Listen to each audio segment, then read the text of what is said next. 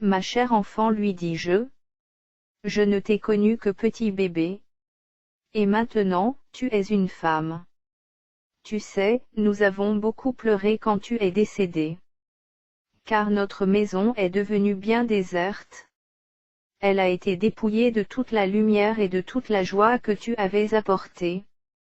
Ta mère et moi n'étions pas des chrétiens très actifs, à ce moment-là, mais pendant de nombreux jours et de nombreuses nuits nous avons pu entendre ta voix. Comme un cri plaintif, elle nous faisait signe depuis cette ville de lumière. Oh, dit Marie, car c'est ainsi qu'elle s'appelait, c'était l'ange qui m'avait transporté jusqu'au paradis. Il est retourné vous parler pour vous réconforter et vous encourager. C'est ce que plus tard il m'a dit. Eh bien, ma chère enfant, vraiment je suis heureux de te revoir. Plus de 40 ans après. Et tu es adulte, maintenant. Comme tu es belle. On a dû prendre bien soin de toi. Prendre soin de moi, mais aucune âme ne manque d'attention dans le ciel. C'est ta propre mère qui a été pour moi une mère, dès l'instant où ma petite vie a fait ses débuts dans le paradis. Elle apporte son assistance à un groupe de jeunes gens récemment arrivés, mais qui n'étaient pas préparés pour la gloire de la ville. Aussi ne pouvait-elle pas les quitter tout de suite. Mais je sais très bien où elle se trouve, dit Marie. Je suis souvent allée la voir. Quand nous avons quitté ta petite tombe, qui se situait au milieu de beaucoup d'autres, nous savions que tu n'étais pas perdu. Nous savions que nous allions un jour nous retrouver. Mais c'était alors comme un rêve. Et aujourd'hui, quelle réalité! Il est vraisemblable que ta mère a dû tout te dire ce qui concerne ta famille que tu n'as jamais connue. En tout cas, dès que nous en aurons l'occasion, nous pourrons en reparler à loisir. Oh oui. Je serais ravie de t'entendre me parler de chacun d'eux, ou plutôt, de chacun de nous. Ma chère maman. Comme je suis content que tu m'aies amené mon enfant. Mais est-ce que tu pourras me dire quelques mots des lois de la croissance et du développement dans le ciel, à comment, de tout petit enfant, parvient-on à la pleine maturité que j'ai maintenant devant les yeux à? Eh bien, tu sais que les arbres de vie ont 12 sortes de fruits, adaptés à tous les besoins de l'âme humaine. Aucune opportunité ne manque, ici. Car les moyens de connaissance et d'instruction sont répandus en abondance, en fonction des besoins croissants de chaque âme. Cependant, la croissance et le développement de chacun dépendent beaucoup de ses propres efforts. Il n'y a que très peu de personnes inactives dans le ciel. Les traits de caractère que nous avons développés sur Terre, pendant notre période de formation, sont ici notre part jusqu'à ce qu'ils soient changés ou vaincus au cours du temps de préparation. Chacun a une identité et des caractéristiques propres, celles qu'il a développées au cours de sa vie terrestre. Si un individu a été négligent ou indolent, il garde ici les mêmes tendances. Mais il y a cependant rien qui ressemble à un esprit d'entêtement ou d'obstination parmi ses enfants, ni même dans le ciel tout entier. La volonté de chacun s'incline, dans une douce harmonie avec Dieu. Mais certains avancent plus vite que d'autres, et ceci dépend de leurs propres moyens et de l'énergie qu'ils y mettent. Ils avancent le long du chemin du développement céleste en s'appliquant à tous les moyens de l'instruction, et en utilisant judicieusement les fruits des arbres. Une loi identique prévaut ici et sur Terre. La loi naturelle étant, évidemment, étendue au domaine spirituel. Nos âmes ne cessent jamais de croître, de se développer intellectuellement, et d'accroître leur compréhension des réalités éternelles. Il y a une grande perfection dans le ciel, ce qui implique un éternel progrès en direction de la plénitude de notre Père, dont nous sommes tout l'image. Mais il en est dans le royaume des cieux comme sur terre, l'essentiel de notre devoir et de notre tâche est de nous aimer les uns les autres, et il en sera ainsi à jamais. Je m'adressai à maman. En fait, les personnes qui n'ont été séparées que peu de temps se revoient et se reconnaissent de la même manière qu'elles se revoyaient quand elles se séparaient sur Terre. À peu près de la même manière. La seule différence c'est celle qui existe entre l'état terrestre et l'état céleste. Cependant, dans le cas de parents qui ont perdu leurs enfants alors qu'ils étaient tout petits, si ces parents sont restés de nombreuses années sur Terre après cela, ils ne les retrouveront pas enfants, mais comme le tien, ils auront atteint leur pleine maturité. Ah oui. Je vois. C'est vrai que ce serait très dommage s'ils restaient petits bébés ou s'ils demeuraient des enfants sans enseignement. Maintenant, tourne ton regard du côté de cette grande compagnie, dit maman. Tu vois qu'un très grand nombre de classes sont formées, et que les anges, les anciens, et ceux qui ont plus d'expérience enseignent à ces enfants la connaissance du ciel, ainsi que de nouveaux hymnes de louange. Nous allons d'ailleurs bientôt tous ensemble chanter quelques chœurs. Et si tu n'as jamais entendu de la musique, tu vas maintenant en entendre, quand tous ces enfants apporteront ensemble à Dieu leur louange. Car la plupart d'entre eux ont déjà appris à se servir de leur harpe. Marie, qui se tenait à 2 pas, écoutant notre conversation, s'approcha de nous. Mon cher papa, comme je suis contente de te voir ici. Depuis combien de temps es-tu arrivé à? Depuis très peu de temps. J'espère que je vais bientôt tout savoir sur ce qui s'est passé dans notre famille depuis que maman t'a quitté, et même avant, car tu peux me dire des choses qu'elle ne m'aurait pas dites. Je ne sais pas pourquoi j'ai été retirée de vous si tôt. Mais notre bon Père sait ce qui est le meilleur, et tout ce qu'il fait est meilleur et arrive au bon moment. Je me souviens avoir été un petit bébé dans vos bras et sur le sein de maman. Mais je n'ai pas beaucoup de souvenirs de la terre. On m'a dit qu'elle était très inférieure à ce monde de lumière et de joie. Sa mémoire était au travail. Elle me prit par la main, et à nouveau elle se blottit contre mon épaule et commença à louer Dieu, avec de tels accents que semblèrent effacer pour un temps les événements de près de 40 années. Et nous étions là comme un père avec son petit enfant. C'est alors que mes compagnons de voiture me firent signe. Ils s'étaient avancés en direction du centre du grand amphithéâtre. Nous nous dirigeâmes tous jusqu'à eux. Et à un signal donné, l'immense foule se prosterna, dans l'adoration et la louange à l'égard de celui qui était au milieu et dont la beauté dépassait celle des fils des hommes. Beaucoup de ces enfants voyaient pour la première fois son visage béni. Oh, quels mots d'accueil furent les siens! Il reflétait toute la grandeur de son amour pour les tout-petits. Toutes les harpes étaient accordées sur la voix du chanteur. Nous nous levâmes tous et nous restâmes debout. Beaucoup avaient les mains levées vers lui. Et d'une seule et puissante voix, les louanges mélodieuses des enfants résonnèrent jusqu'aux voûtes et au dôme céleste. Avec quelle force je repensai à nouveau à ces paroles, « Laissez venir à moi les petits enfants, car le royaume des cieux est à leur semblable » Marc 10h14. J'ai découvert que ces rassemblements étaient fréquemment destinés aux enfants afin de les instruire et leur enseigner l'adoration de Dieu. Cette instruction concernait la triste réalité du péché, et le fait que sans le grand sacrifice rédempteur de leur Seigneur, aucun d'eux n'aurait jamais pu franchir les portails bénis de ce domaine céleste. On leur enseignait les souffrances et la mort du Sauveur, le péché et la terrible chute de nos premiers parents en Éden, le jugement et la condamnation venus sur tout. On leur disait aussi qu'une nuit éternelle en enfer aurait été leur sort si le Seigneur n'avait souffert et n'était mort pour eux. Je remarquai leur intense intérêt pour le récit de la croix et leur profonde reconnaissance pour ce que le Seigneur Jésus avait fait à leur égard. Les marques des clous, toujours visibles sur ses mains et ses pieds, étaient pour eux comme une véritable leçon de choses. Le moment de la clôture arriva. L'immense congrégation se leva et le chant final commença.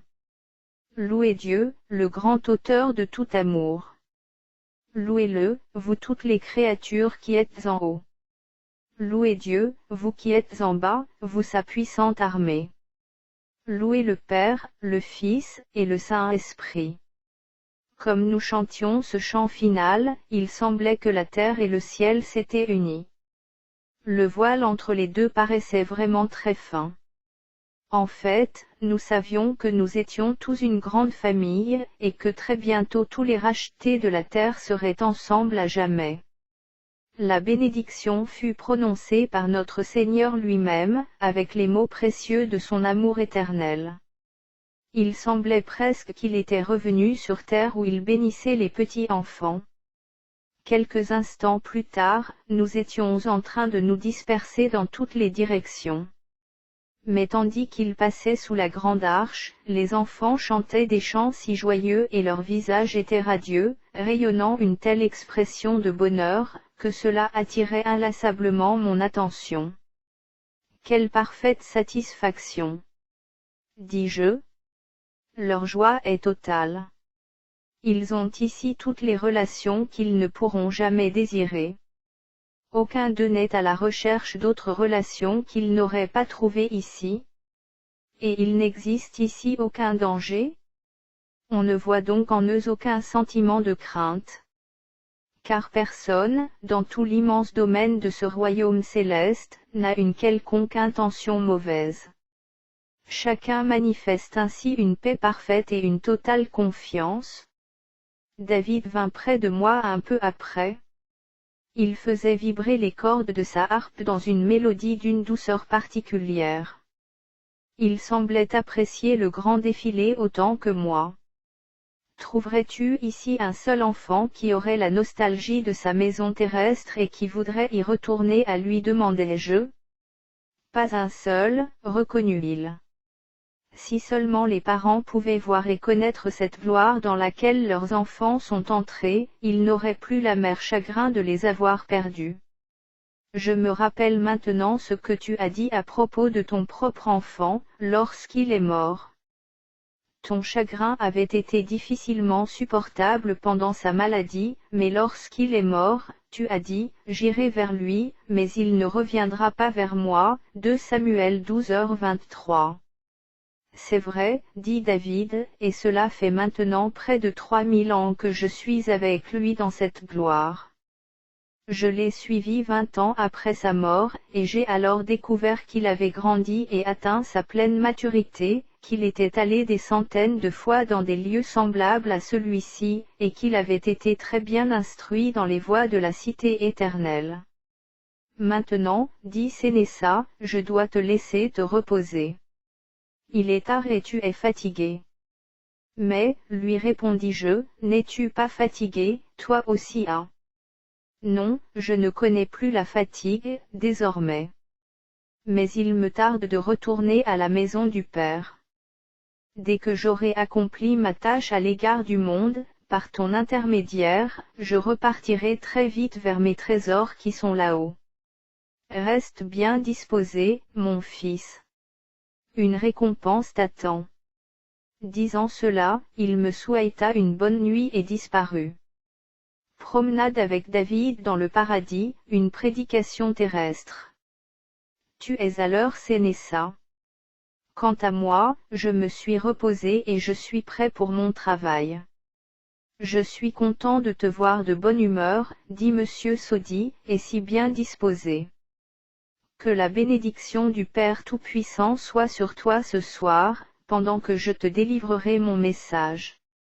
Nous étions en train de quitter le grand rassemblement des enfants, lorsque David, s'approchant, nous demanda s'il nous plairait de faire un petit tour jusqu'au paradis.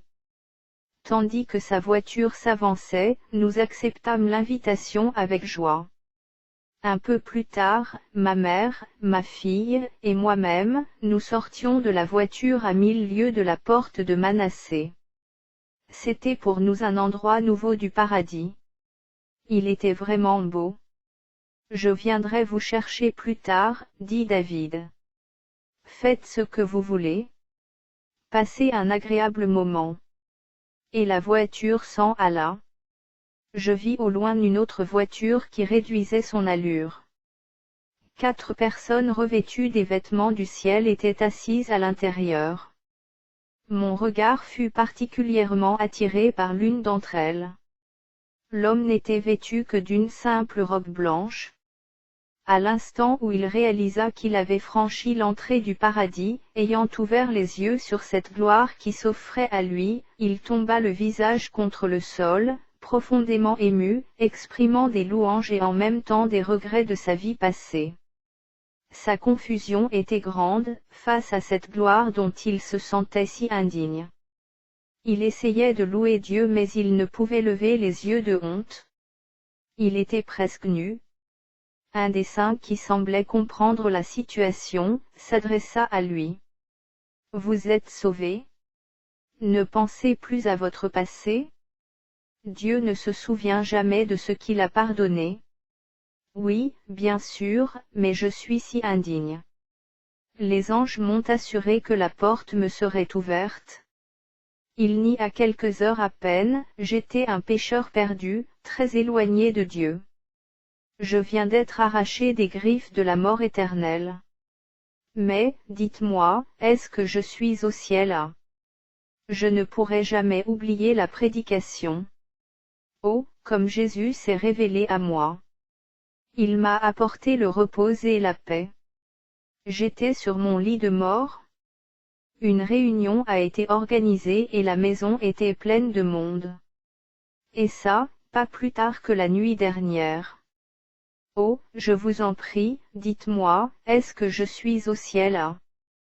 Vous êtes sauvé, reprit le saint. Vous êtes arrivé à la maison en toute sécurité. Mais pourriez-vous peut-être nous répéter un peu ce que disait cette prédication? Bien sûr que je le peux. Et même chaque mot. Osée 10h12, c'est le moment de chercher le Seigneur. À 5h du matin, quand apparaissent les premières lueurs du jour, tu demandes, est-ce le moment de chercher le Seigneur? À une voix venant du ciel murmure, ceux qui me cherchent au point du jour me trouveront, Proverbe 8h17. À 7h, tu demandes à nouveau, est-ce maintenant le moment de chercher le Seigneur? À une voix qui vient du trône reprend, souviens-toi de ton Créateur pendant les jours de ta jeunesse, Ecclésiaste 12:3, quelle belle lumière entoure le front de l'enfant de Dieu qui, de bonne heure, a appris à murmurer le nom de Jésus. Quelle source de joie pour lui! À nouveau à 9h du matin, la cloche sonne et te demande, est-ce l'heure de chercher le Seigneur? À la conscience tremble et répond, je suis déjà passé souvent devant la porte ouverte de la grâce et les péchés de ma jeunesse se sont multipliés. Tu écoutes la voix et tu l'entends te dire, c'est maintenant le moment favorable, c'est maintenant le jour du salut. Midi a déjà sonné pour beaucoup d'âmes qui sont ici. La plus importante partie de votre vie est déjà passée. Elle est derrière vous. Les opportunités bénies de la jeunesse et de l'adolescence ne reviendront plus jamais vers vous. Et pourtant vous dites encore, sur un ton d'indifférence, est-ce que c'est le moment pour moi de chercher le Seigneur? Maintenant Satan commence à murmurer à ton oreille, ton cœur s'est endurci. Ce n'est pas facile de te repentir avec tous les soucis que tu as. Mais le prédicateur continue, lève les yeux. Tourne ton regard vers en haut et écoute. Tu te demandes, que dois-je faire pour être sauvé? À tout ce qui est en toi te dit, repens-toi. Repens-toi. L'écho revient maintenant du ciel comme s'il sortait de la trompette de Dieu, repens-toi et crois au message de l'Évangile. Viens à moi et je te donnerai du repos. Le jour où tu me chercheras de tout ton cœur, tu me trouveras. Considère ta situation comme Dieu la considère. Regarde combien le temps qui te reste est court alors qu'une grande préparation t'est nécessaire. Pense à ta responsabilité devant Dieu. Bientôt, tu te tiendras devant lui, et tu rendras les comptes impartiaux de ta gestion. Pense à ce que tu répondras à celui qui est assis sur le trône, quand il dira, mon ami, comment es-tu entré ici sans avoir un habit de noces? Matthieu 22:12. Pense à ce que tu ressentiras quand tu te trouveras dans cette situation. Ta confusion sera telle que tu resteras sans voix. Alors tu te rappelleras les jours où se déversait si souvent sur toi la pluie de la grâce céleste, mais ton cœur alors ne produisait en retour aucun fruit de justice. Pense au figuier stérile qui, pendant tant d'années, a eu sa place dans la vigne. Sa terre avait été travaillée. Il avait été régulièrement arrosé. Mais il n'a pas porté de fruits. Alors, tu imploreras la clémence. Mais essaie d'imaginer ce que sera ton chagrin. Pense à la douleur qui sera la tienne à ces mots, qu'on le coupe et qu'on le jette au feu. Regarde les mauvaises herbes qui pendant si longtemps ont poussé dans ton cœur et répandu leurs semences dans d'autres sols autour de toi. Pense à la moisson de ce que t'as semé. Ce qu'un homme a semé, il le récoltera. Pense à l'homme riche dans les tourments, qui ne se souvient du bien que pour éclairer son chagrin, et qui sait qu'il aurait pu s'y prendre autrement avec son âme, mais qui maintenant, dans le tourment, voit Lazare au loin dans le sein d'Abraham. Alors que toutes ces considérations sont devant toi, dépêche-toi de courir vers lui, qui seul est capable de te sauver. Je t'en prie, ne vis pas un instant de plus comme si n'existait ni la fosse de la mort, ni le tribunal du jugement. Fais preuve de prudence.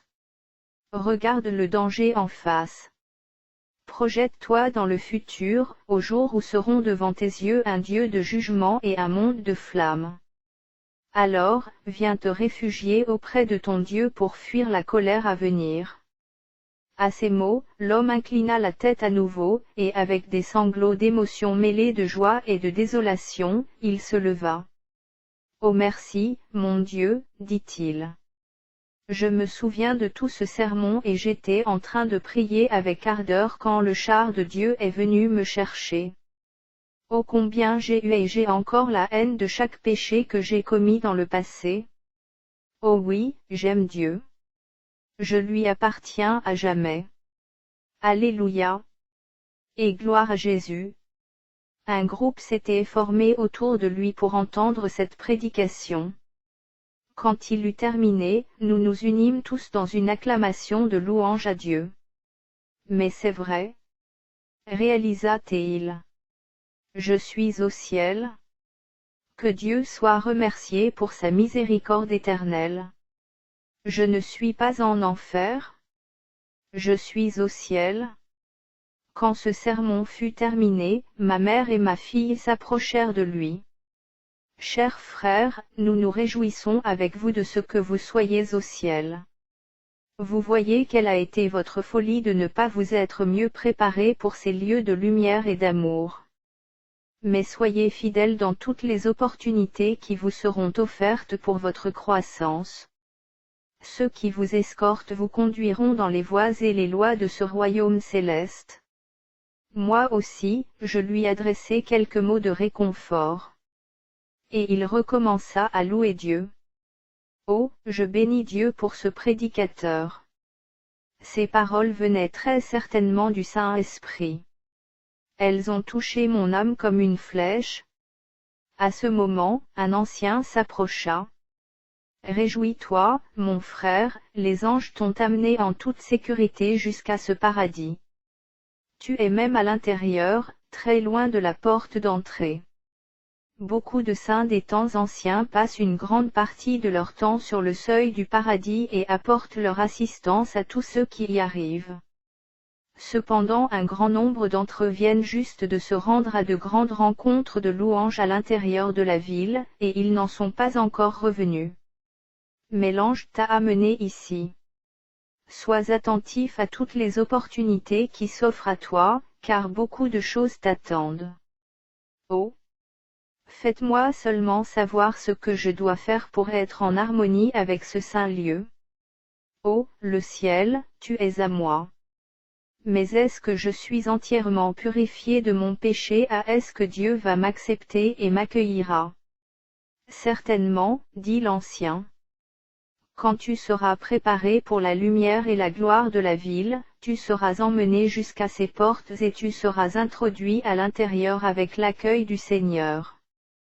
Si tu t'attardes parmi ces arbres, ne sois ni inquiet, ni agité, ni négligent. Tu peux apprendre presque tout l'éventail des grâces chrétiennes. Prends très librement des 12 sortes de fruits de ces arbres pour t'en nourrir. Ils communiqueront la lumière, la vie et la grâce à ton âme.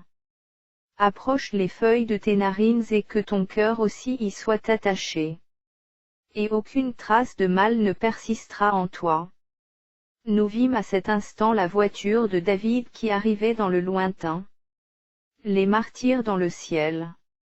La voiture de David était maintenant arrivée et il y avait avec lui plusieurs nouveaux venus. Ceux-ci avaient été sur terre des saints à part entière. Ils étaient en train de glorifier Dieu dans des acclamations de louange. Leurs visages rayonnaient de la lumière du ciel. Je vous reverrai plus tard. Allez où vous voulez. Je dois emmener ces chers frères en amont du fleuve, du côté de la porte de Manassé, où ils passeront un peu de temps parmi les arbres que vous pouvez voir, là-bas, dans le lointain. Au moment où le véhicule démarra, les cordes de la harpe de David vibraient aux accents du psaume 24, que tous se mirent à chanter. Ma mère me dit alors: il y a là-bas 4 personnes qui arrivent et que je voudrais te présenter. Ce sont de très belles âmes, les plus joyeuses qu'il m'ait été donné de rencontrer depuis longtemps. Je les ai souvent rencontrées dans la ville et je les connais bien. Alors que ces esprits s'approchaient, je demandai à maman qui ils étaient. Des martyrs, répondit-elle. On les a brûlés au bûcher à cause de leur témoignage pour notre Seigneur. Comme j'aimerais les rencontrer. Moi aussi, dit Marie. Ils étaient maintenant tout près de nous. Un merveilleux halo de gloire les entourait. Bonjour, dit maman. Tout le monde en effet dit bonjour dans le ciel, même longtemps après être entré dans le paradis ou longtemps après franchi les portes de la ville. C'est toujours comme si la matinée venait juste de commencer. On se sent tellement bien, tellement heureux, et le cœur si lumineux. Ils lui rendirent son bonjour avec un gracieux mouvement de la tête et ils lui serrèrent la main. Nous leur fûmes présentés et une conversation très vivante s'ensuivit. Ce fut vraiment un entretien joyeux. Leur rire était saint et céleste, et leurs expressions de joie remplissaient mon âme de bonheur et de louange de Dieu. Ma mère vient juste de me dire que vous êtes de ceux qui ont souffert le martyre pour l'amour de Jésus. C'est vrai, dit l'un d'eux. Nous gardons comme si c'était hier le souvenir de ces jours d'affreuses persécutions. Mais plusieurs centaines d'années se sont écoulées depuis, et nous sommes ici largement récompensés pour cela. On avait essayé de nous forcer à renier notre foi. Mais non, ce n'était pas possible. Les paroles de notre Seigneur étaient trop près de nos cœurs. Il avait dit, ne craignez pas ceux qui tuent le corps et qui ne peuvent pas tuer l'âme. Craignez plutôt celui qui est capable de détruire à la fois l'âme et le corps dans l'enfer, Matthieu 10h28. C'est vrai, nos souffrances ont été intenses. Mais elles ont pris fin rapidement.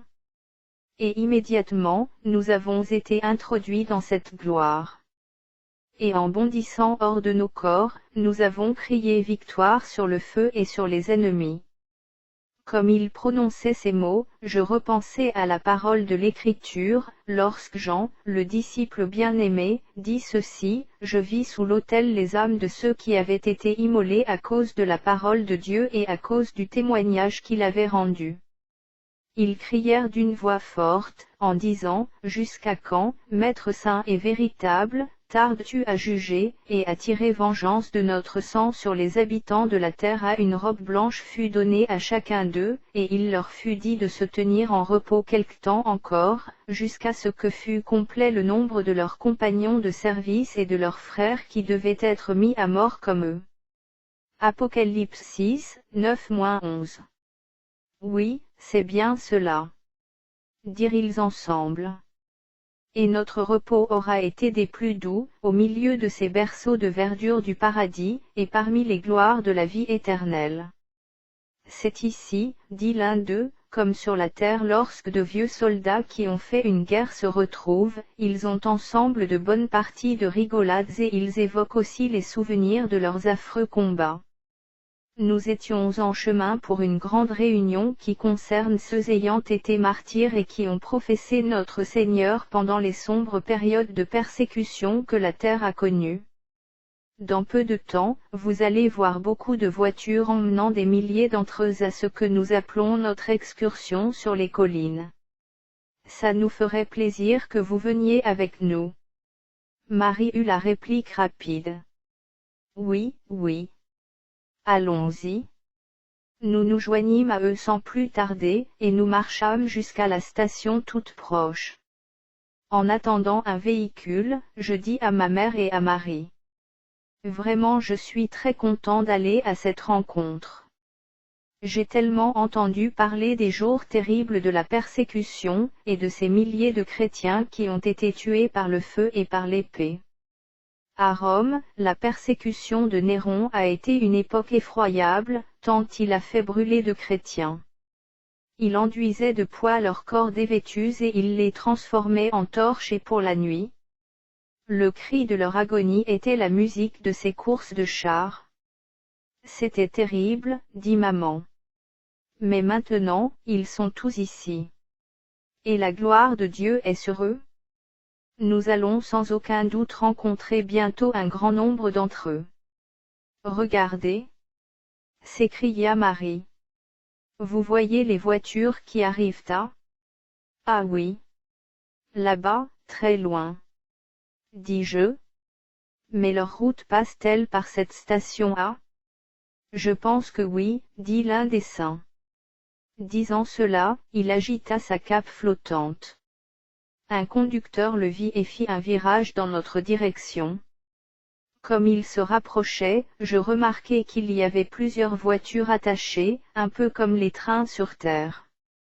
Je ne connaissais pas encore le mode de propulsion des véhicules célestes, mais c'était quelque chose ressemblant à des courants électriques terrestres qui faisaient se mouvoir puissamment les merveilleux rapides du ciel. Mais je te reparlerai de cela plus tard, si tu le veux. Ce convoi céleste ralentit en s'approchant de nous.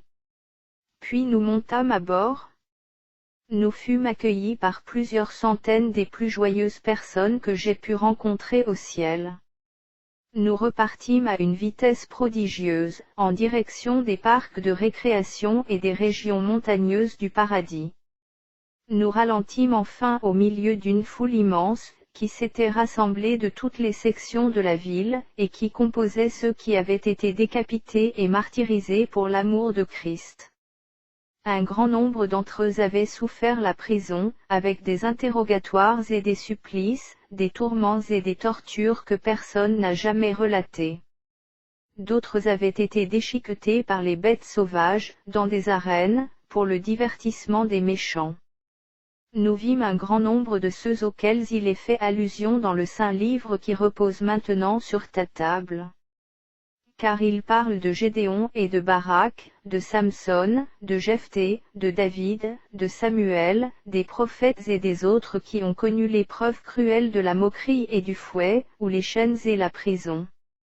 Nous vîmes ceux qu'on avait lapidés, sciés en deux, torturés, ceux qui moururent tués par l'épée, ceux qui errèrent çà et là, vêtus de peaux de brebis et de peaux de chèvres, dénués de tout, persécutés, maltraités. Eux dont le monde n'était pas digne, et qui errèrent dans les déserts et les montagnes, dans les cavernes et les antres de la terre. Hébreux 11, 32, 35 à 38. Il y avait parmi eux Jacques, qu'Hérode tua par l'épée. Il y avait Étienne, qui fut lapidé. En fait, presque tous les apôtres étaient là. Nous vîmes aussi Latimer et Thomas Hawks, et une centaine d'autres à côté d'eux qui avaient souffert en martyrs en Angleterre sous le règne de celle qu'on avait appelée Marie la sanglante. Mais avec les milliers d'autres qui avaient scellé leur témoignage avec leur propre sang, ils étaient vraiment les plus joyeux de tous les hommes que j'avais pu rencontrer dans le domaine céleste. pendant tout le temps que se déroula ce grand rassemblement, j'eus sous les yeux le spectacle de la joie débordante et des acclamations de louange de cette grande armée de saints, que ni le feu, ni l'épée, ni la prison, n'avaient pu détourner de la proclamation de Jésus. Je pensais en permanence à ce verset de l'Apocalypse de Jean où il est dit « Je vis les âmes de ceux qui avaient été décapités à cause du témoignage de Jésus et à cause de la parole de Dieu, et de ceux qui n'avaient pas adoré la bête ni son image, et qui n'avaient pas reçu la marque sur leur front et sur leurs mains. Ils revinrent à la vie, et ils régnèrent avec Christ pendant 1000 ans. » Apocalypse 20h4. L'apôtre Paul s'approcha de nous. Voyant que j'étais à nouveau venu à cette grande festivité, il me demanda : « As-tu été martyr pour Jésus ? » Non. Mais je l'aime intensément. J'espère ne pas être un intrus. Oh, non, reprit-il. Tu es tout à fait le bienvenu parmi nous. Je fus alors enhardi pour lui demander une explication quant à ce verset que je viens de citer. Mais certainement, dit-il. Cette foule immense, qui a souffert pour Christ sur la terre, régnera également avec lui sur la terre. Nous sommes bientôt à l'aube du millénium. Et pendant 1000 ans, ceux-ci seront grandement honorés au sein de la multitude céleste, quand le Seigneur retournera sur terre avec tous ses saints. Ils régneront avec lui. C'est un honneur qui appartient à tous les martyrs. Car ceux qui souffrent avec lui régneront avec lui. Quand la grande assemblée eut terminé sa session de travail, car au ciel on s'occupe de beaucoup d'activités et en comparaison les affaires terrestres sont un peu des jeux d'enfants, alors vint ensuite le service de louange. L'enthousiasme et l'activité spirituelle étaient tels qu'ils feraient rougir de honte la plupart des cultes de l'Église terrestre. Les harpes et les autres instruments célestes à cordes, dans les mains de ces choristes entraînés, faisaient tout simplement vibrer les voûtes et les dômes du ciel. Les âmes qui avaient connu l'épreuve et la souffrance, telles celles qui composaient cette immense assemblée, produisaient les plus douces et les plus belles mélodies qui soient. Je fus vraiment complètement déconcerté et ahuri en considérant le développement et les capacités de l'âme humaine dans le ciel. Il y eut ensuite un pique-nique céleste. Il y avait tant de joie et de satisfaction, tant de démonstrations de louange et de victoire, que rien sur la terre ne pouvait être comparé à cela. Des fruits de toutes sortes, avec les épices et les mets du monde éternel, étaient préparés pour le repas. C'étaient les anges qui s'affairaient à ce service. Ce fut difficile pour moi de réaliser toute la multitude de bonnes choses qui avaient été préparées pour ces saints. Il y en avait une telle abondance. Après que tous eurent mangé, ils commencèrent par milliers à aller se promener à travers les vallées et les collines, et parmi les montagnes du paradis. Partout, dans les lieux environnants, abondaient des gorges immenses avec des cataractes prodigieuses, ainsi que des paysages de toute beauté, avec partout des endroits de repos et de récréation. Des parterres de fleurs constamment épanouis, des bosquets d'arbres et des tapis herbeux, avec leur variété infinie, apportaient leur intarissable récompense à ceux qui, dans ce paradis béni, se reposaient avec une satisfaction éternelle de leurs œuvres terrestres. Pas de ségrégation dans le ciel. À la fin du grand rassemblement, ma mère vint vers moi. As-tu remarqué, mon fils, qu'il n'y a pas de ségrégation raciale dans le ciel ? Il n'y a pas de distinction entre les races, maman. Des distinctions, si. Mais pas de ségrégation, pas de préjudice occasionné par la race. Le corps qu'on pouvait avoir sur terre n'engendre ici aucune différence. Toutes les âmes ont une blancheur immaculée et il en est de même de leurs robes. Quelle qu'ait pu être la condition physique sur terre, nous sommes tous ici une seule famille, enfants d'un même père. Est-ce que tu vois ce groupe de chanteurs là-bas ? Oui, maman, tout à fait. Eh bien, tous étaient noirs américains. Certains, comme esclaves, ont beaucoup souffert sous le joug de leur vieux maître. Viens avec moi. Allons leur parler un moment. Nous nous approchâmes. Et à ma grande surprise, je reconnus l'un d'eux. Quand nous fûmes face à face, j'eus un instant d'hésitation. Puis j'osai.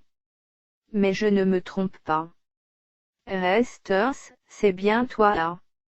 Oui, c'est bien moi. Mais vous-même qui êtes-vous à? Regarde-moi bien. Ce qu'il fit. Et il commença bientôt à sourire. Mais oui, je vous connais, monsieur Soddy. Vous nous avez un jour donné une prédication. C'était sur un bateau, sur la mer du Nord, entre gens de couleur. À ces mots, il me tendit la main. Je l'avais connu dans mes jeunes années. J'avais eu des relations de travail avec son vieux maître, dans le sud. Il avait été noir comme l'ébène et très ignorant. Mais son visage brillait maintenant de l'éclat du ciel lui-même, et ses vêtements étaient du plus pur. Que je suis content de vous rencontrer, me dit-il. C'est réciproque, répondis-je. Mais tu as tellement changé. N'y a-t-il pas de visage noir dans le ciel là? Non. Nous sommes tous blancs ici. Nous sommes l'image parfaite du Seigneur. Je lui demandai ce que pensait son vieux maître de cette grande exaltation dans laquelle nous étions entrés. Mon maître je crains qu'il ne soit pas ici. Je ne l'ai jamais rencontré depuis le jour où je lui ai échappé. J'étais allé dans le nord de la Russie avec le bateau que vous connaissez. Il m'avait durement fouetté et j'étais déterminé à ne plus jamais l'être. Quand le bateau a été plein de balles de coton, je me suis caché entre les balles jusqu'à ce qu'il soit au large. J'ai dû ensuite sortir de ma cachette à cause de la faim et de la soif. On m'a menacé plusieurs fois de me jeter à la mer, comme Jonas. Mais ma vie a été épargnée. Et j'ai pu m'échapper en arrivant en Russie. Je ne l'ai jamais vu dans ce monde céleste. J'ai croisé des multitudes de rachetés. Je me suis rendu dans de très nombreuses sections de la ville. Mais je ne l'ai pas rencontré. Je crains qu'il ne soit ici. Il avait bien l'habitude d'aller au culte de son église, le dimanche, il faisait une bonne profession de foi. Mais le reste de la semaine, il vivait sans Dieu et il était dur avec ses enfants, et encore pire avec nous, ses esclaves. J'ai été amené à réaliser la profondeur de la folie de ceux qui servent le Seigneur le 7e jour de la semaine, et le diable les 6 autres jours. Ils s'efforcent d'être bons le dimanche, mais se laissent diriger par le diable le reste de la semaine. Oh, que j'étais pauvre dans le monde! Ma cabane n'avait pas de fenêtre. Nous n'avions pas le moindre chiffon en guise de tapis. Pas le moindre dessin accroché au mur. Pas la moindre fleur dans notre jardin. Nous n'avions même pas de jardin, et le coton poussait à même la porte. Mais ici, tout m'appartient. Tout ce que mes yeux peuvent voir est à moi. Et tout appartient aussi à tous ces autres gens tout autant qu'à moi-même. Je peux aller partout où j'ai envie d'aller. Je peux me promener le long des rues et sur les longues avenues, dans un sens ou dans l'autre. Je peux franchir les portes de la ville dans les magnifiques chars de Dieu et aller dans les régions innombrables du paradis. Le Seigneur Jésus m'a donné la liberté totale. Il m'a dit, va partout où tu as envie d'aller. Mange les fruits de tous les arbres que tu veux. Escalade les montagnes. Va dans les vallées et le long des fleuves. Que ton âme se baigne dans le soleil de l'agneau, qui est la lumière de toute cette cité céleste et de ce paradis. Eh bien, Resters, je suis vraiment content de te rencontrer ici et de voir comment Dieu t'a sorti de la poussière et du fumier pour faire de toi un prince parmi ses saints. Oui. Eh bien moi, je suis encore plus content que vous ne pouvez l'être. Je suis l'objet de sa grâce et vous en êtes témoin. Mais quand donc êtes-vous arrivé dans la villa? J'en suis à ma première visite du paradis, après être entré une seule fois dans la ville, lui dis-je. Je viens tout juste de commencer à entrevoir mon héritage. Jamais vous ne serez fatigué de regarder au grand mystère de la cité éternelle. Et jamais non plus votre cœur ne se flétrira sous le souffle froid du monde du péché. Mais au contraire, il va déborder avec les plus hautes émotions de la louange. Vous voyez cette harpe, qu'il ôta d'autour de lui et dont il commença à gratter les cordes, je la tiens toujours accordée pour louer le Seigneur Jésus. Oh, si seulement un jour, sur l'une de ces routes, je pouvais rencontrer mon vieux maître. Alors, je crois bien que les anges auraient à faire le premier reproche du ciel en me disant, ne joue pas si fort à cet endroit. Tu déranges les enfants de la 4e avenue. Mais je crains plutôt de ne jamais le rencontrer. Car Dieu dit qu'il n'entrera dans la ville jamais rien de souillé, ni personne qui se livre à l'abomination et au mensonge, mais qu'il n'entrera que ceux dont les noms sont écrits dans le livre de vie de l'agneau. Mon maître violait les femmes de la plantation et il incitait les autres à faire de même. Et il faisait encore d'autres abominations. Ça ne se terminait jamais. Et le dimanche, il dissimulait tout cela, et avait l'apparence d'un saint homme. Oh, comme je crains que ses pleurs soient aujourd'hui sans plus espoir et qu'il n'atteigne jamais le trône. Et pourtant, qui sait si un jour un ange ne viendra pas me dire, j'ai une bonne nouvelle pour toi.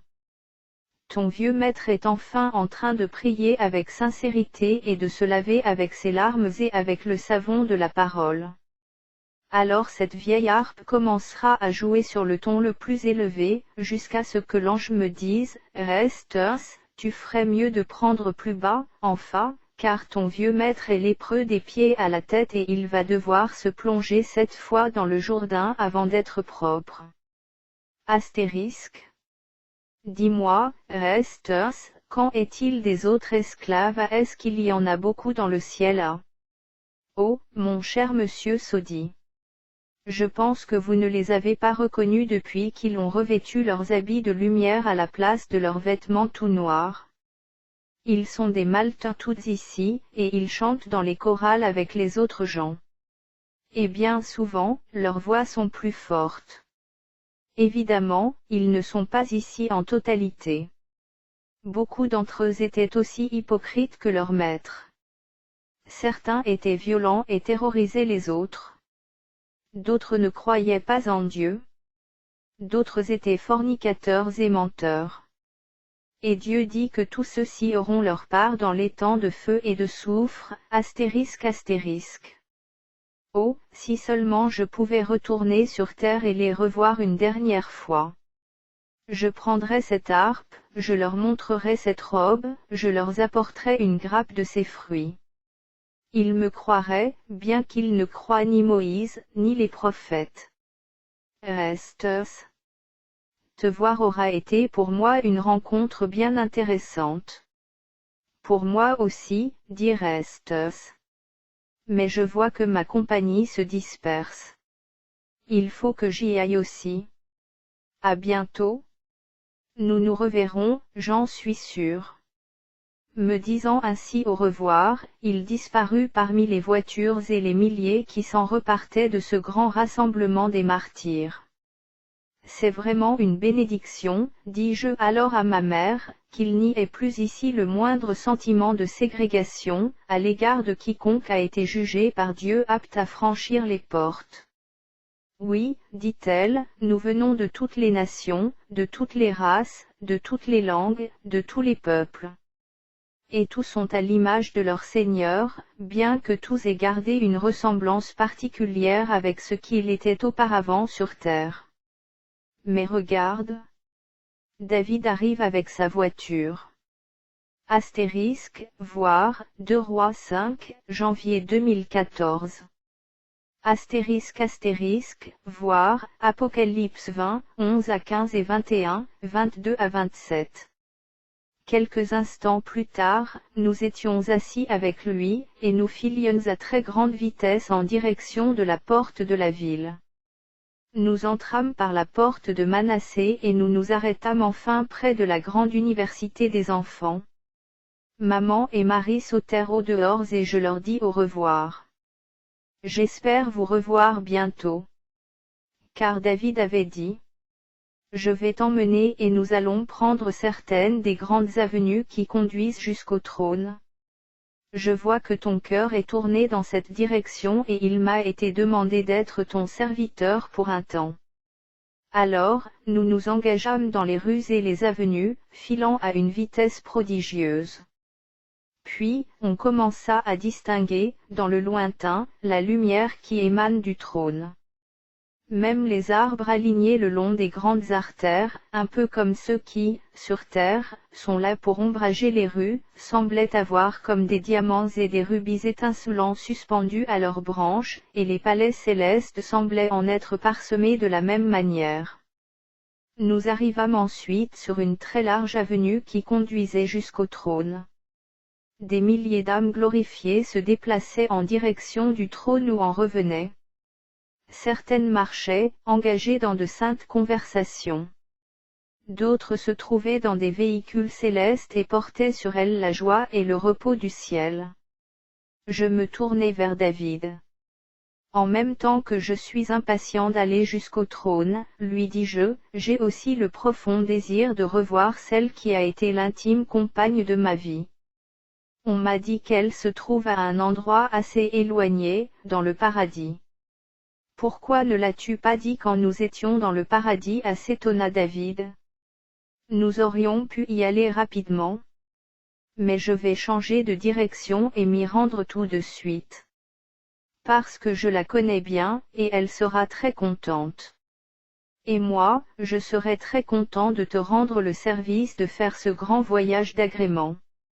Est-ce que tu as une préférence pour un itinéraire? Me demanda Théil en faisant demi-tour. Non, aucune. Je ne connais pas la route. Mais si tu peux passer vers l'université des enfants et prendre ma mère et Marie? J'ai une telle ignorance des itinéraires qu'il faut que tu choisisses à ma place. Avec grand plaisir, dit-il. Et à la vitesse du son, nous filâmes en direction de l'immense amphithéâtre. Il ne nous fallut pas très longtemps pour nous retrouver à son entrée. Sénéssa me dit alors. Tu as suffisamment écrit pour ce soir. Remets tout ceci correctement en forme et je te reverrai selon notre habitude. Puis il me souhaita une bonne nuit. Sénéca revoit sa femme dans le paradis.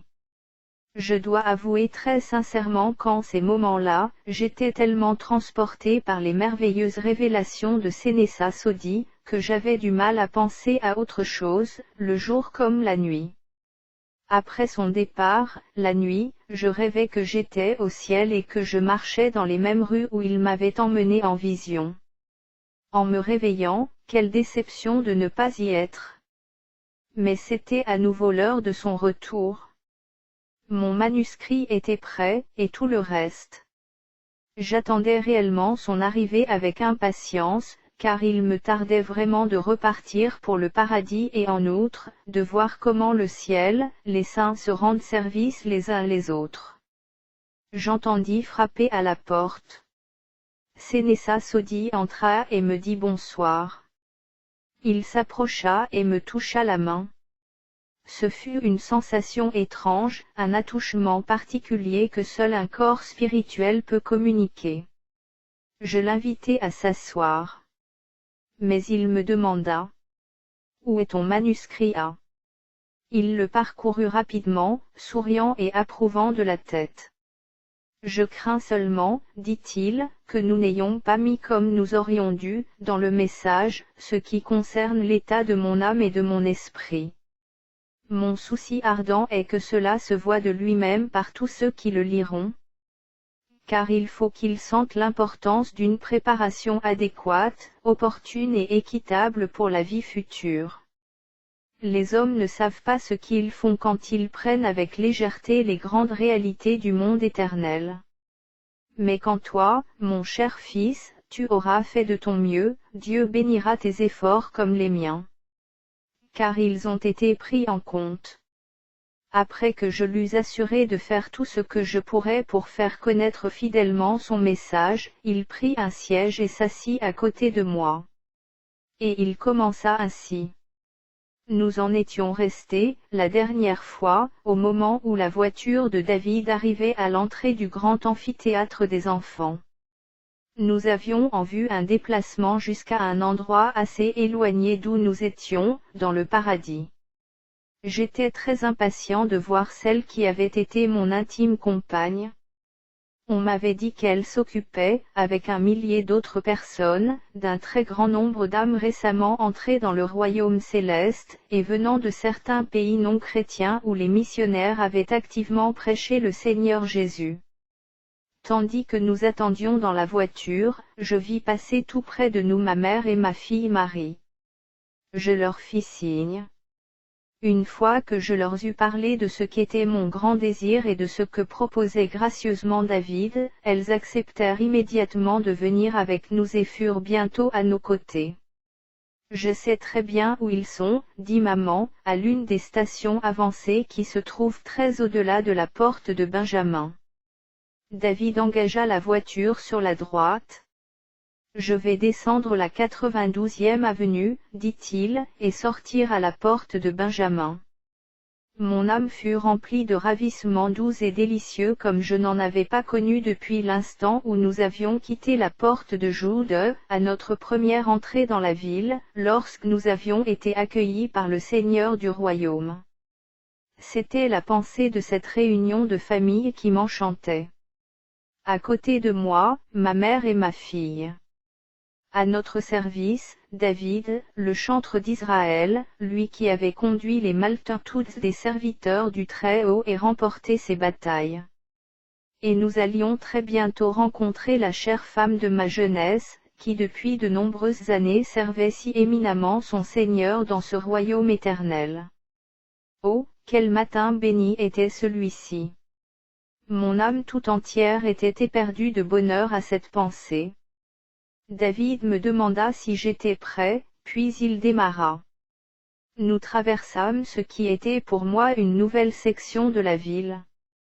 Maman et Marie semblaient être particulièrement chez elles et habituées à l'itinéraire. Marie s'adressa à moi. « Papa, je suis heureux que tu puisses bientôt revoir chère maman. Elle a été tellement active ces derniers temps. Elle n'a pas eu le temps de se promener avec moi comme nous le faisons souvent. Mais nous allons bientôt la rencontrer, et je pourrai te présenter à elle. Je me demande si elle va te reconnaître au milieu de cette foule affairée.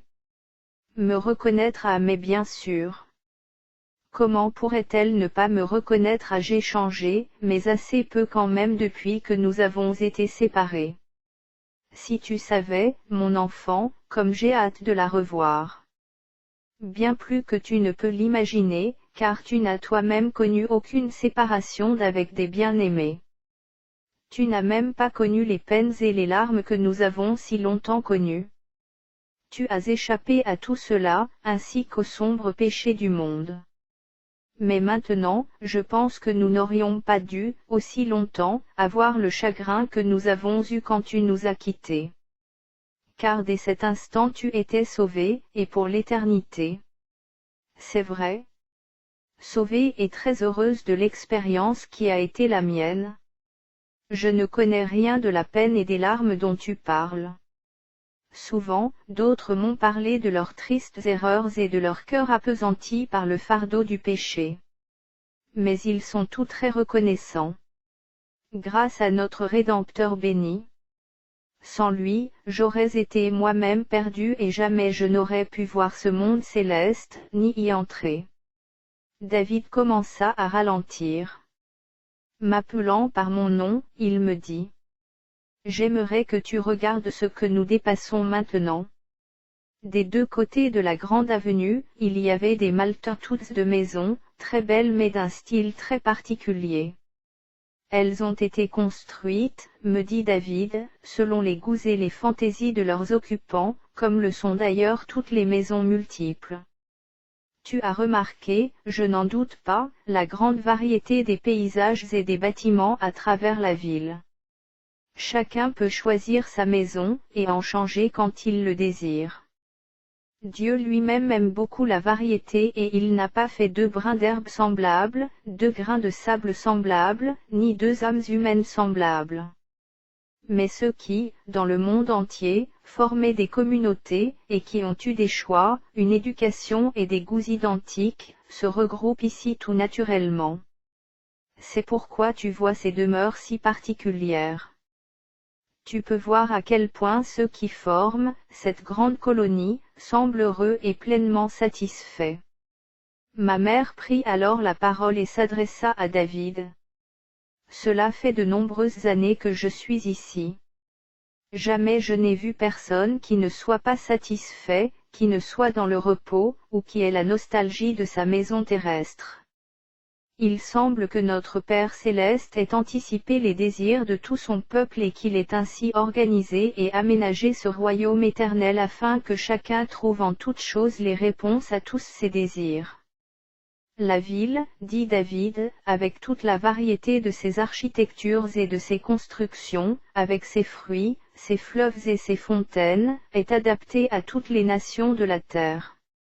Ici sont rassemblées les foules innombrables qui proviennent de toutes les nations, de toutes les familles, de tous les peuples, de toutes les langues. Des multitudes viennent des nations païennes, et plus particulièrement leurs enfants sont ici en grand nombre, car ils n'arrivent pas à l'âge de la responsabilité aussitôt que dans les maisons chrétiennes.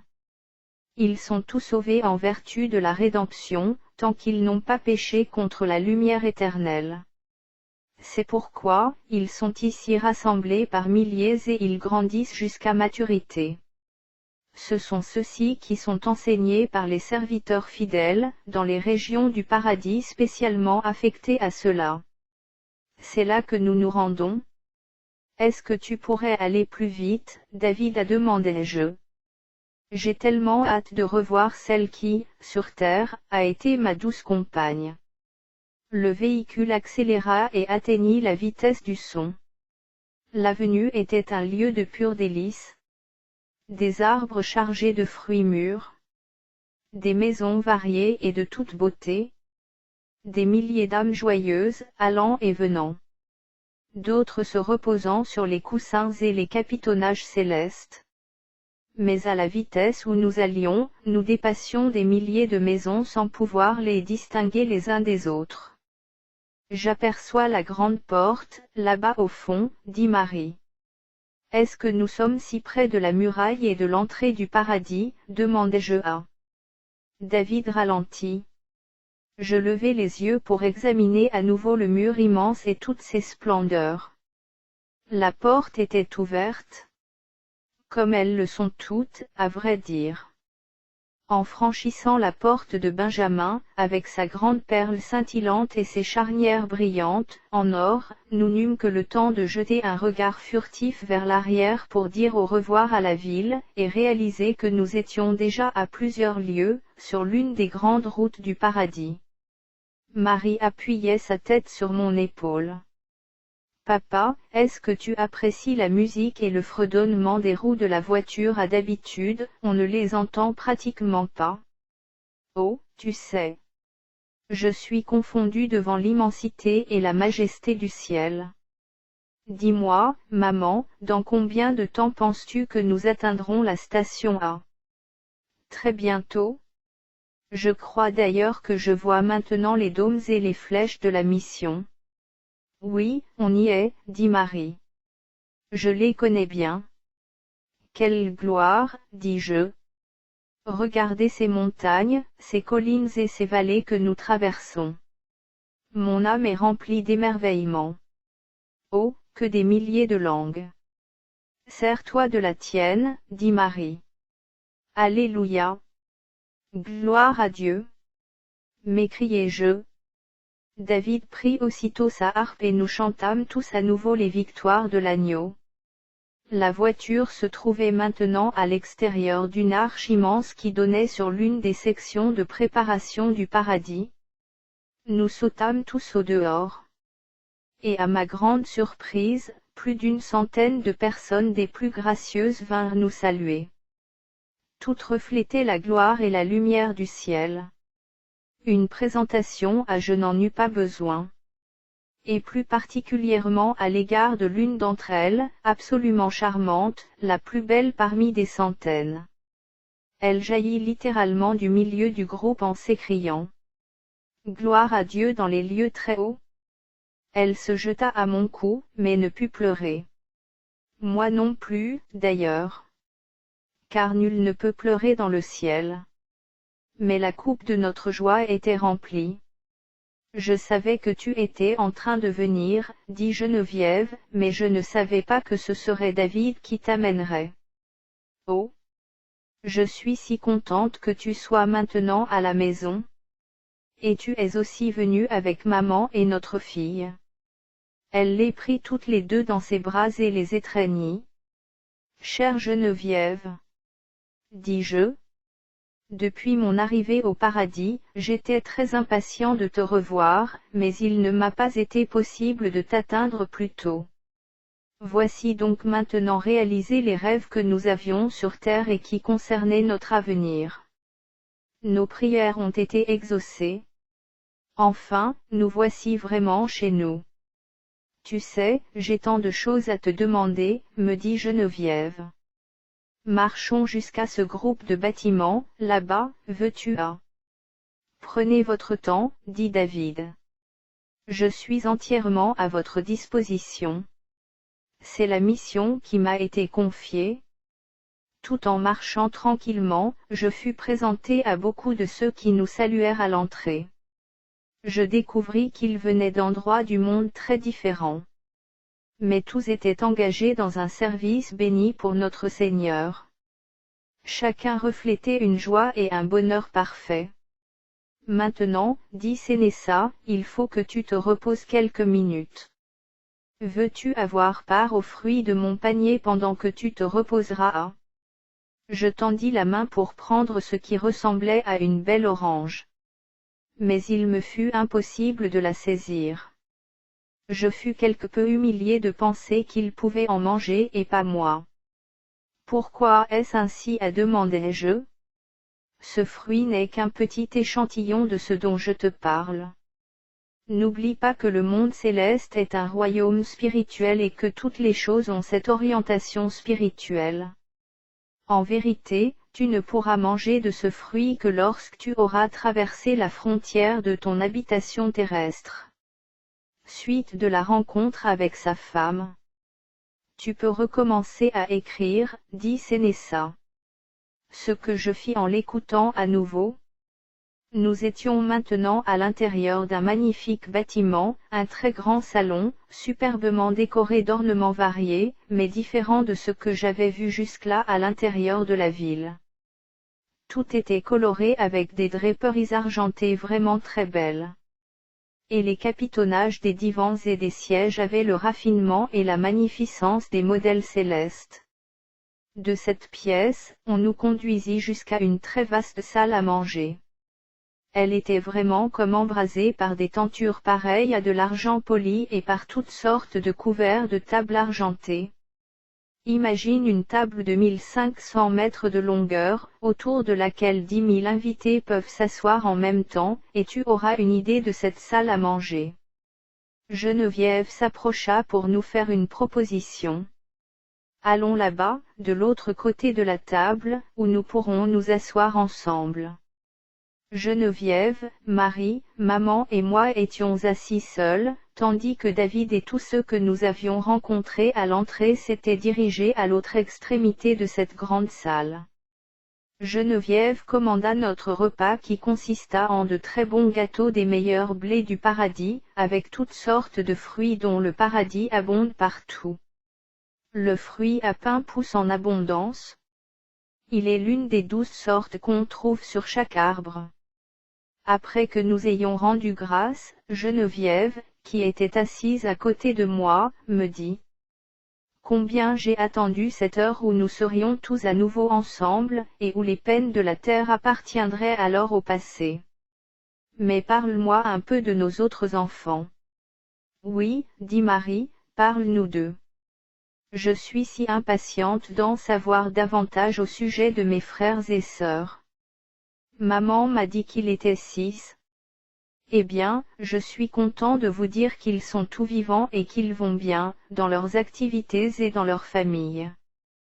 Tous ne sont pas de bons chrétiens, bien qu'ils aient tous eu connaissance du chemin qui mène à la vie, mais nous croyons que bientôt nous pourrons tous les compter parmi les sauvés.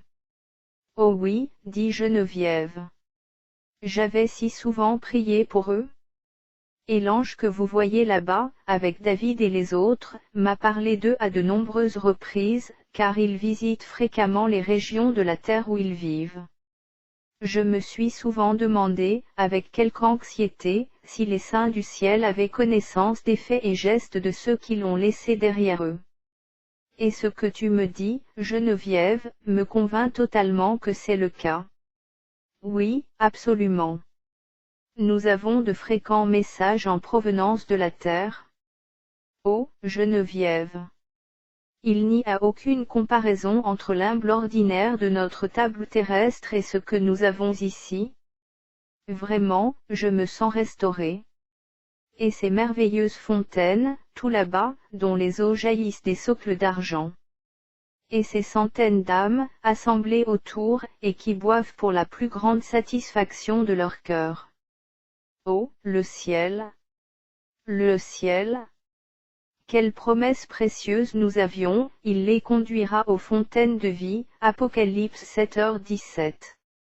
Et voici l'accomplissement, dit Geneviève. Et quand tu verras les 10 000 assemblés à ces tables, et les libéralités célestes devant eux, alors tu diras, l'agneau qui est au milieu du trône les nourrira, Apocalypse 7h17, parce qu'il est certain que toutes ces provisions bénies, tout ce qui est à notre disposition et infiniment plus que ce que nous pouvons voir ici, est la généreuse conséquence de la préoccupation qui est la sienne pour son peuple. Car il leur a préparé une cité. Hébreux 11h16. Maintenant, dit Marie à Geneviève, j'aimerais que tu nous fasses traverser le grand amphithéâtre. Nous nous levâmes et nous suivîmes Geneviève, qui nous montra le chemin. De la grande salle à manger, un portail s'ouvrit sur une salle prodigieuse, garnie de sièges, un peu comme les amphithéâtres antiques de la terre. Des milliers de personnes étaient assises en différents endroits de cet immense bâtiment. Il y avait partout divers équipements en argent qui étincelaient de la gloire du paradis. J'appris que ce grand hall était l'un des lieux où sont rassemblés les païens qui ont été sauvés par Christ mais qui ne sont pas encore instruits dans les voies du royaume ou dans les questions spirituelles qui concernent le salut. Un des principaux lieux du paradis qui reçoit les gens des pays non chrétiens est situé juste à côté. J'ai toujours eu un grand intérêt pour le travail missionnaire sur terre, me dit Geneviève, dans l'école du dimanche et l'enseignement des enfants. J'ai ici les mêmes goûts. C'est de mon propre choix que je passe beaucoup de temps à instruire les précieuses âmes qui arrivent à ces portails, ignorantes des plans et des buts de Dieu. Tous les enfants païens sont sauvés, tout autant que ceux des pays civilisés et chrétiens. Ils n'atteignent pas l'âge de la responsabilité aussitôt que dans les nations les plus éclairées. Or un grand nombre d'entre eux meurent au cours de l'enfance et de la jeunesse, mais ils n'ont jamais connu la loi de Dieu qui les place sous la condamnation. Bénéficiant donc du don gratuit de la vie éternelle, ils sont rassemblés ici dans une très grande ignorance. Et bien que les nations païennes aient leur responsabilité devant Dieu, celle-ci n'est cependant pas aussi grande que celle des nations chrétiennes. Mais, maman, dit Marie. Comment se fait-il que tant d'enfants des nations non chrétiennes soient sauvés et rassemblés ici, alors que tant de leurs parents sont perdus à Leurs parents, dit Geneviève, ont atteint l'âge de la responsabilité à travers la mesure de lumière qu'ils possèdent. Ils ont péché selon ce même principe, et sont tombés sous la condamnation. Ayant suivi leur superstition, ils sont morts dans leur péché, alors que leurs enfants n'ont pas atteint le degré de lumière qui les aurait placés face à leurs responsabilités. Je pris alors la parole. La Bible déclare, ainsi donc, comme par une seule offense la condamnation a atteint tous les hommes, de même par un seul acte de justice la justification qui donne la vie s'étend à tous les hommes. Romains 5h18, ainsi l'homme, à son commencement, est universellement sauvé par Christ, comme Paul le dit à nouveau, pour moi, étant autrefois sans loi, je vivais, mais quand le commandement vint, le péché reprit vie, et moi je mourus. Romains 7, 9. Tout à fait, dit Geneviève. Tous ont la vie et la gardant jusqu'au moment où ils reçoivent une connaissance suffisante de la volonté de Dieu, ce qui les place devant la responsabilité. Alors, par la transgression, ils héritent la mort spirituelle. Mais je vois que tu as hâte d'en savoir plus sur cet immense endroit où sont rassemblées les multitudes de ceux qui sont sauvés par Christ et qui viennent des terres païennes. As-tu remarqué qu'il y a une forte proportion de jeunes enfants?